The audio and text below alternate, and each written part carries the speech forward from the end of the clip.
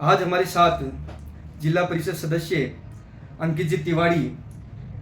एक चर्चा को लेकर हमारे साथ शामिल हुए हैं। ये चर्चा है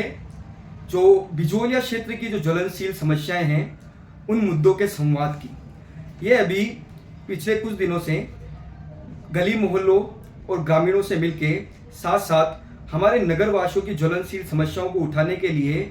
जन संवाद कर रहे हैं, जिसमें ये लोगों के पास जाकर हस्ताक्षर अभियान में शामिल कराकर नगर पालिका द्वारा जो कर का आरोपण किया गया है एवं नगर पालिका में जो सफाई व्यवस्थाएं बाधित हुई हैं, नगर पालिका में जो अतिक्रमणियों के विरुद्ध जो पूर्व में कार्रवाई की गई है एवं साथ ही जो मंदाकिनी मार्ग को बीते दिनों में चौड़ा करने पर कुछ खातेदारी जमीनों की जो जगह थी उनमें उनके रास्तों को तोड़ा गया और उनकी बाउंड्री को तोड़ा गया। उस पर इन्होंने हस्ताक्षर अभियान चलाने के साथ साथ ग्रामीणों की जो हमारे बिजोलिया क्षेत्र के नगर मोहल्लों में जो सड़क जो क्षतिग्रस्त हैं उन सड़कों के साथ साथ वहाँ पर जो उनकी समस्याएं हैं पानी और विद्युत से संबंधित समस्याएं, इनको लेकर ये क्षेत्र के नगरवासियों के पास जा रहे हैं और उनसे चर्चा कर रहे हैं। आज हम इनसे ये चर्चा करने के लिए यहाँ पर बैठे हैं कि आज जो आप ये चर्चा जो आपने अभियान चालू किया है, संवाद का कार्यक्रम चालू किया है, इसमें आपका क्या उद्देश्य है, आप क्या चाहते हैं और किस तरीके की आप प्रक्रियाएं आगे लेकर जा रहे हैं। धन्यवाद कपिल जी, आपने हमें आपके मंच पे बुलाया। सबसे पहले तो मैं आपका आभार व्यक्त करता हूँ कि आपने हमें बोलने के लिए आपका मंच प्रदान किया। सबसे पहले तो मैं हृदय की गहराइयों से आपका आभार व्यक्त करता हूँ। दूसरा, जिस तरीके से हम अभी हस्ताक्षर अभियान को लेकर जनता के बीच में जा रहे हैं, तो सबसे पहले कपिल जी मैं बताना चाहूँगा कि हर जगह वार्ड में, गांव में, व्हाट्सएप पे, फेसबुक पे मेरे कमेंट में इतने लोग गंदगी के मैसेज और वो फोटो वीडियो मेरे को सेंड कर रहे हैं कि भाई साहब हमारी गली में कब आओगे, हमारी गली में ये हालात खराब है, हमारी गली में कब आओगे। तो मैं सबसे पहले सफाई की व्यवस्था पे बात करूँगा आपसे कि पूरे गाँव में मच्छरों का इतना जमावड़ा पड़ा हुआ है कि कोई भी बीमारी फैल सकती है। तो सबसे पहले तो मैं चाहता हूँ कि उपखंड प्रशासन या उससे ऊपर का प्रशासन ध्यान देके सफाई कर्मियों और नगर पालिका प्रशासन में मध्यस्थता कर इस हड़ताल को तोड़वाने का काम करें। तो सबसे पहले गांव की सफाई व्यवस्था को अपन कायम करके इस महामारी से किसी से भी अपन बचा सकते हैं।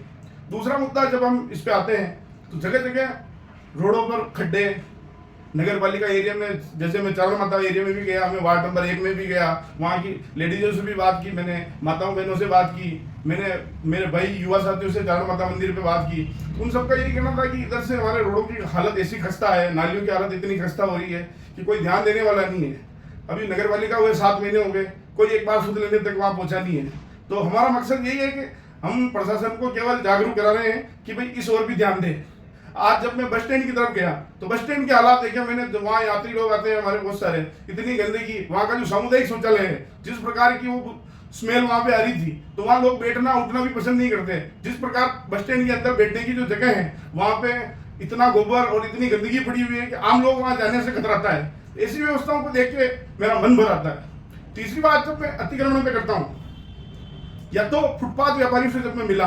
तो मेरा खुद का मन बहुत व्यथित हुआ कि जिस प्रकार फुटपाथ व्यापारियों को अतिक्रमण के नाम पे तोड़फोड़ की, फुटपाथ व्यापारी दिन का 200-500 का धंधा करते हैं और अपना घर चलाते हैं। जब उनको आप उजाड़ दोगे तो वो 1 महीने तक उनका घर डिस्टर्ब हो जाता है। 1 महीने वो अपना भरण पोषण कहाँ से करेंगे, ये उनके लिए बहुत ही चिंता का विषय हो जाता है कि वो अपने परिवार का पालन, क्योंकि पूरा परिवार उन पर निर्भर होता है, उनके बच्चे होते हैं छोटे छोटे, तो पूरे परिवार का भरण पोषण उन पर निर्भर करता है। तो 1 महीने तक जब उनसे मैंने बात की तो उन लोगों की पीड़ा जानी है, तो मेरा खुद का मन भर आया उस टाइम कि किस प्रकार उन लोगों ने अपने आप को 1 महीने तक अपने आप को भरण पोषण किया और उस स्थिति से उभर के आए।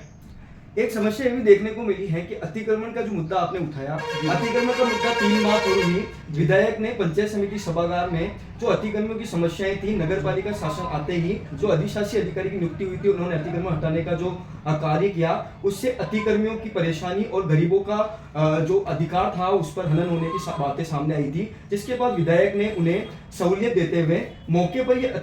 जगह सुव्यवस्थित करने और वहीं पर अपना काम करने के लिए उन्हें निर्देश दिए और किसी प्रकार की कार्रवाई नहीं करने की बात कही। लेकिन आज 3 महीने बाद ही वो अचानक मुद्दा उठा, जो आज बिजोलिया जो अपना समुदाय है उसमें ये चर्चा का, जब 3 महीने बाद ये मुद्दा क्यों उठाया गया, जब आप पूर्व में भी जिला परिषद सदस्य थे, पूर्व में आपने ये मुद्दा नहीं उठाया और जब अतिक्रमण की कार्रवाई हो रही थी उस समय आपने वहां मौके पर जाकर इस अतिक्रमण हटाने की कार्रवाई का विरोध नहीं किया, लेकिन अचानक इस तरीके का मुद्दा उठाना लोगों के अभी भी गले नहीं उतर रहा है। इसका क्या कारण माना जाए कि आप 3 महीने बाद इस मुद्दे को लेकर सामने क्यों आए? जब भी अभी व्यापारी मेरे पास आए, व्यापारियों ने मेरे पास समस्या रखी, उस टाइम भी हमने उसका विरोध दर्ज कराया था। हमने उस टाइम भी किया था और आज भी हम उसी मुद्दे पर कायम है कि इन फुटपाथ व्यापारियों को नगर पालिका प्रशासन से मैं मांग करता हूँ कि इनको स्थायी, जो भी स्थायी इनका करना है, तो वहाँ 3 फुट 5 फुट पे जो भी इनको स्थायी कैबिनेट बनानी है, नगर पालिका पक्का करके वहाँ इनकी कैबिनेट बना दें और इनका जो मंथली चार्ज होता है वो चार्ज करें।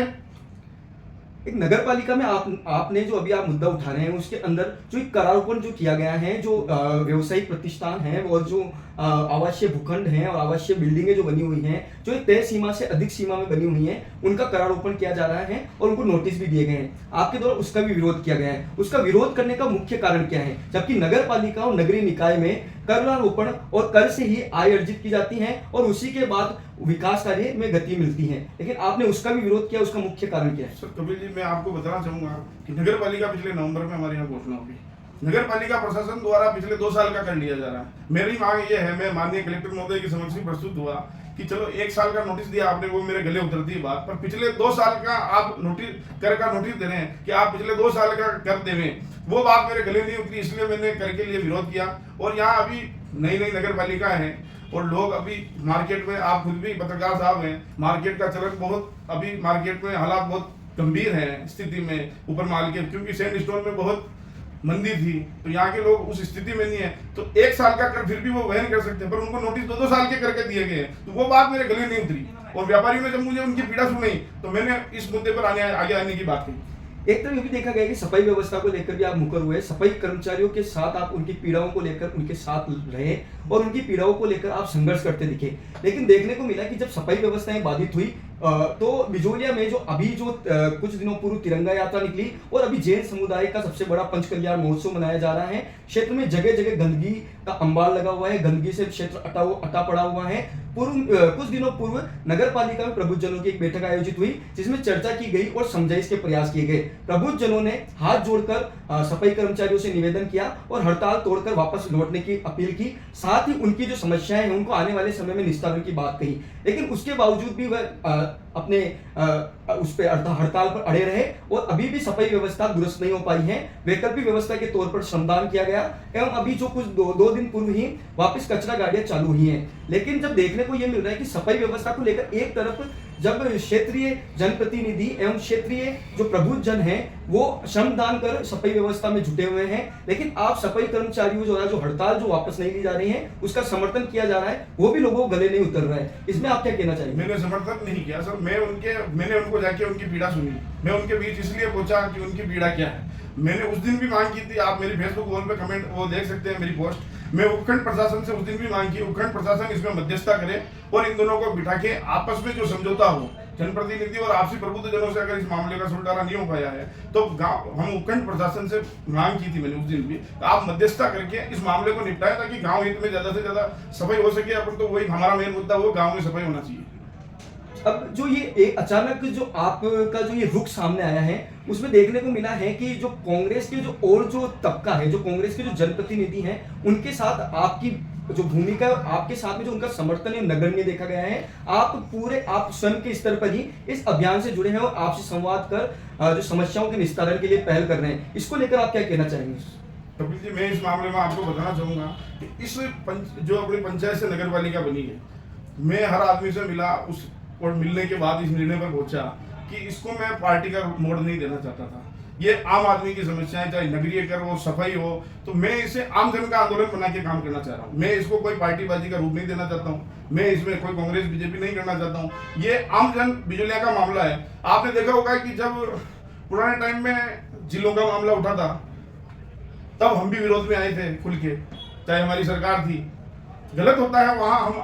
हम इसलिए इस मामले में भी पार्टी को दखलंदाजी नहीं चाहते हैं। ये आम जन का मुद्दा है और हम आम आदमियों के बीच में बैठकर ये आम जन की बात सुनकर ये सारे मुद्दे निकाल के ला रहे हैं। उनकी क्या क्या समस्याएं हैं उसको हम आपके बीच में और सोशल मीडिया वॉल के माध्यम से आपके सबके सामने रख रहा हूँ। जिला परिषद का कार्यकाल आपका 5 वर्ष का रहा जो अभी अंतिम समय में चल रहा है। इस जिला परिषद के कार्यकाल में एक चर्चा का विषय है कि जिला परिषद के कार्यकाल में अंकित जी ने क्या किया और क्षेत्र को उन्होंने क्या उपलब्धियां दिलाई, आप वो उस पर क्या बोलना चाहेंगे? क्षेत्र में जैसे कि आप मैं ये सामने तेजा जी के चौक से जो नाला निकलता था, जहाँ वहाँ पानी की समस्या थी, तेजा जी के चौक में वहाँ पे हमने नाला पास कराया। क्षेत्र की सभी 10 पंचायतों में हमने विकास के नाम पर नरेगा से खूब पैसे पास कराए, कई सड़कें बनवाई। आपको इसका पूरी जानकारी चाहिए तो मैं जिला परिषद से पूरे मेरे कार्यकाल में जो पैसे सैंक्शन कराए गए उनकी पूरी डिटेल आपको मैं भेज दूंगा। एक चर्चा का विषय ये भी बना हुआ है कि अचानक जो अभी ये अभियान चालू किया गया आपके द्वारा, नगर पालिका का जो सफाई कर्मचारियों के साथ गतिरोध हुआ, उसके बाद ये अभियान चालू हुआ। इसमें ये भी देखने को मिला कि जो लोगों की चर्चा है उसमें आने वाले समय में जो चुनाव नगर निकाय के जो आयोजित होने वाले हैं उसमें अब चेयरमैन की दावेदारी में है, इसलिए आपने इस तरीके के आंदोलन में उतरने का बेड़ा उठाया है और आम जन को अपनी तरफ जोड़ने और अपनी सहभागिता बताने के लिए इस तरीके के मुद्दे उठाना प्रारंभ किया है। इस पर आप क्या कहना चाहेंगे? सर देखो, लोकतांत्रिक देश है भारत, हमारा लोकतांत्रिक देश है। जो भी चुन के आएगा वो लोकतंत्र के माध्यम से आएगा, जनता द्वारा चुना जाएगा। जनता हमें अगर बहुमत देगी, जनता अगर चाहती है हम चुनाव लड़े तो लड़ेंगे, और जनता नहीं चाहेगी तो हम नहीं लड़ेंगे। आप जिला परिषद सदस्य हैं कांग्रेस के और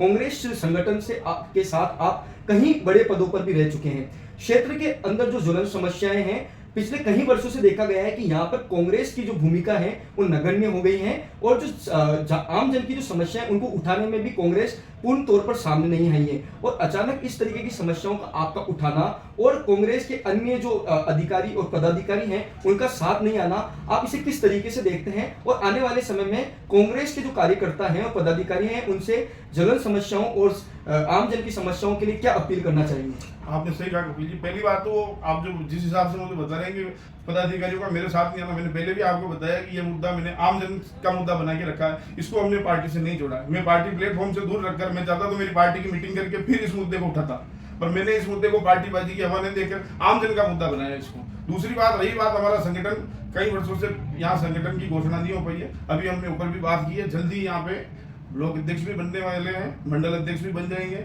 और नगर अध्यक्ष और पूरी कार्यकारिणी ऊपर के लेवल पर डोटासरा जी अभी हमारे काफी एक्टिव है और वो जल्दी ही यहाँ पर कार्यकारिणियों की घोषणा कर देंगे। कहीं जगह भी देखने को मिला कि आप नगर पालिका का विरोध करते हुए पुनः पंचायत की मांग कर रहे हैं, और इसमें पंचायत की मांग करने का क्या औचित्य है? क्या नगर पालिका से आप संतुष्ट नहीं हैं या बिजोलिया के जो नागरिक हैं वो संतुष्ट नहीं है इसलिए आप पंचायत की पुनः मांग कर रहे हैं? सर, जब मैं जो नगर पालिका में अपने 6 गाँव लगे, जब मैं उन 6 गाँव में गया तो उन लोगों को आक्रोश देखा नगर पालिका के प्रति, तो पहली वो उन लोगों की आवाज़ थी, उन लोगों की आवाज़ बनकर मैंने अपनी बात रखी। फिर जब अपन गाँव के अंदर जब ये मैंने नगरीय कर लोगों से, दुकानदारों से, आम आदमी से मिला तो नगरीय कर से लोग इतने दुखी दिखे मेरे को, तो लोगों ने मेरे को ये आवाज़ बताई कि साहब आपसे हमारा विनम्र निवेदन है कि कैसे भी करके आप, हम तो पंचायत में ठीक थे, हाथाजोड़ी करके उन्होंने मेरे से जिस हिसाब से बात की तो मैंने अपनी बात उनके